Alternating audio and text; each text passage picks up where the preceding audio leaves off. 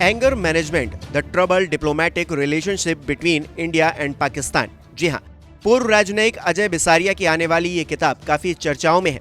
इस किताब में अटल बिहारी वाजपेयी के समय कश्मीर पर आगरा शिखर सम्मेलन की विफलता से लेकर बालाकोट एयर स्ट्राइक तक कई किस्सों का जिक्र किया गया है। हम आपको किताब में दर्ज 5 बड़े किस्सों की जानकारी अपनी इस रिपोर्ट में देने जा रहे हैं। बात उस वक्त की है जब अटल बिहारी वाजपेयी प्रधानमंत्री हुआ करते थे। तब उनके प्रमुख सहयोगी रहे राजनयिक अजय बिसारिया ने अपनी आने वाली किताब में ऐतिहासिक आगरा शिखर सम्मेलन के बारे में नाटकीय घटनाक्रम वाली अनेक जानकारियां साझा की हैं। बिसारिया ने लिखा है, पाकिस्तान के तत्कालीन राष्ट्रपति परवेज मुशर्रफ का कश्मीर पर सार्वजनिक रूप से अपने उग्र विचारों को व्यक्त करना और आतंकवाद को रोकने के लिए उनकी मंशा में कमी के कारण 2001 में आगरा शिखर सम्मेलन सफल नहीं रहा। इसकी वजह पूर्व उप प्रधानमंत्री लाल कृष्ण आडवाणी का रवैया नहीं था। पूर्व राजनयिक के मुताबिक वो और वाजपेयी के प्रधान सचिव ब्रजेश मिश्रा, जो 1998 से 2004 तक राष्ट्रीय सुरक्षा सलाहकार भी रहे, उन्होंने आगरा में अस्थायी प्रधानमंत्री कार्यालय में मुशर्रफ के टेलीविजन पर प्रसारित बयानों को निराशा के साथ देखा। बिसारिया लिखते हैं, ब्रजेश मिश्रा ने मेरी तरफ देखा और कहा कि प्रधानमंत्री को इस घटनाक्रम के बारे में सूचित करना होगा, क्योंकि वो मुशर्रफ के साथ बातचीत में बैठे हैं। उन्हें बैठक कक्ष के बाहर हो रही किसी चीज की जानकारी नहीं है। ब्रजेश मिश्रा ने कुछ वाक्य लिखे, मैंने उन्हें तत्काल टाइप किया और खुद से कुछ वाक्य जोड़े। नोट में बुनियादी रूप से ये कहा गया कि मुशर्रफ के एक संवाददाता सम्मेलन का प्रसारण किया जा रहा है, जहां उन्होंने कश्मीर पर बार बार अपने कट्टर रुख को सामने रखा है, आतंकवादियों को स्वतंत्रता सेनानी की तरह पेश किया है।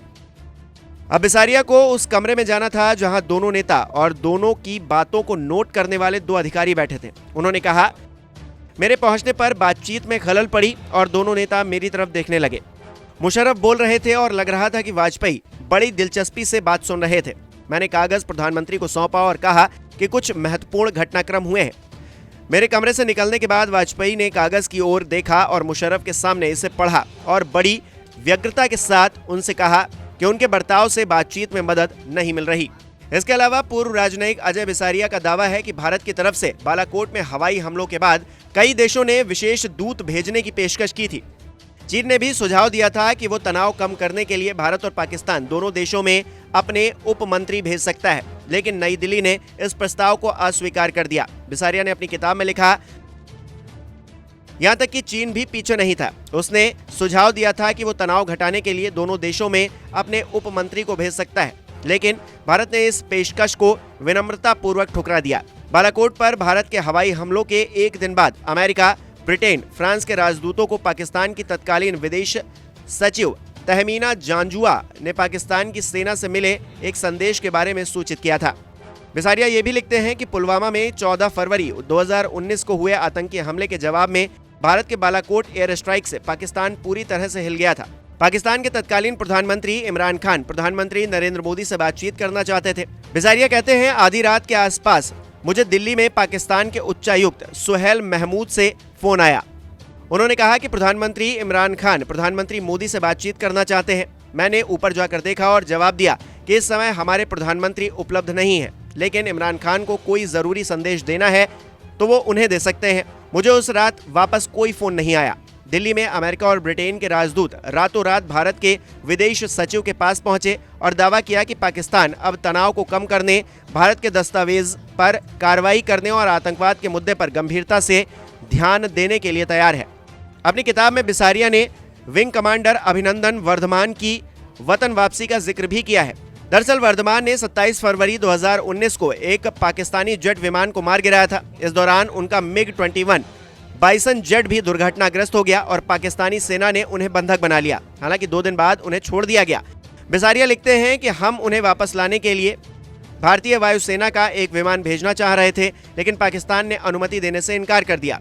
पिछले 3 दिनों में जो कुछ हुआ उसके बाद इस्लामाबाद में भारतीय वायुसेना के विमान के उतरने की बात निश्चित रूप से पाकिस्तान को स्वीकार्य नहीं थी। इसके अलावा 2019 में अलकायदा कश्मीर में बड़े हमले की साजिश रच रहा था। इस बात की भनक पाकिस्तान की खुफिया एजेंसी इंटर सर्विसेज इंटेलिजेंस को लग गई थी। ताज्जुब की बात यह है कि इस हमले को रोकने में ISI ने अहम किरदार निभाया। तब बिसारिया पाकिस्तान में भारत के हाई कमिश्नर थे। इस घटना का भी जिक्र करते हुए वो बताते हैं कि साल 2019 में पाकिस्तान की खुफिया एजेंसी ISI ने कश्मीर में हमले की सूचना दी थी और ये सच थी। आतंकी संगठन अलकायदा ये हमला करने की योजना बना रहा था। उसने बताया था कि वो इसमें शामिल नहीं है। आईएसआई पुलवामा वाली घटना दोहराना नहीं चाहता था। वो राजनीतिक स्तर पर साफ करना चाहता था कि बदले के मकसद से हमला करने की उसकी कोई योजना नहीं है।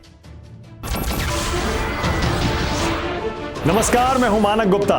अगर आपको हमारा ये वीडियो पसंद आया हो तो इसे लाइक और शेयर जरूर करें, और हाँ, हमें सब्सक्राइब और फॉलो करना ना भूलें ताकि आप देश और दुनिया की कोई खबर मिस ना करें। तो जुड़े रहिए हमारे साथ और देखते रहिए न्यूज़ 24।